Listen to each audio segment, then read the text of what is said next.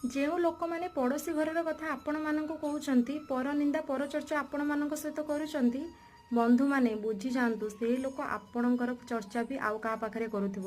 ତ ସେଇଭଳିଆ ଲୋକମାନଙ୍କ ପାଖରୁ ଆପଣ ଦୂରେଇକି ରୁହନ୍ତୁ। ଯେତେ ପାରିବେ ଆପଣ ଦୂରେଇକି ରୁହନ୍ତୁ। 50ଟି ବେକାର ସାଙ୍ଗ କରିବା ଅପେକ୍ଷା 5ଟି ସାଙ୍ଗ କରନ୍ତୁ, କିନ୍ତୁ ଭଲ ସାଙ୍ଗ କରନ୍ତୁ।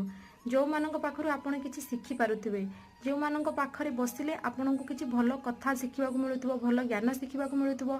ସବୁବେଳେ ଗୋଟେ କଥା ମନେ ରଖିବେ, ଆପଣ ଯେଉଁ ଭଳିଆ ଲୋକମାନଙ୍କ ସହିତ ମିଶିବେ, ଯେଉଁ ଭଳିଆ ଲୋକମାନଙ୍କ ସହିତ ବସା ଉଠା କରିବେ, ଆପଣଙ୍କର ପ୍ରକୃତି ଆଉ ଆପଣଙ୍କର ଆଚରଣ ଠିକ୍ ସେଇଭଳିଆ ହେଇଯିବ। ତେଣୁ ଯଦି କେହି ସାଙ୍ଗ ମିଳୁନାହାନ୍ତି, ଯଦି ଆପଣ ଭାବୁଛନ୍ତି ମୋତେ କେହି ଭଲ ସାଙ୍ଗ ଏଯାଏଁ ମିଳୁନି, ଲାଇଫରେ ଗୋଟେ ସାଙ୍ଗ କରିବା ନିହାତି ଜରୁରୀ, ବଟ୍ ମୋତେ ଏଯାଏଁ ମିଳିନି, ତାହେଲେ କିଛି କଥା ନାହିଁ। ଆପଣ ଜୀବନରେ ଏକୁଟିଆ ଚାଲନ୍ତୁ। କାହିଁକିନା ଯେତେବେଳେ ଆପଣଙ୍କର ବିପଦ ଟାଇମ୍ ଆସିବ, ଆପଣଙ୍କର ପରିବାର ଆପଣଙ୍କ ସହିତ ଥିବେ, କୌଣସି ସାଙ୍ଗସାଥି ଆପଣଙ୍କ ସହିତ ନଥିବେ। ଆଉ ଯଦି ପାରୁଛନ୍ତି ଆପଣ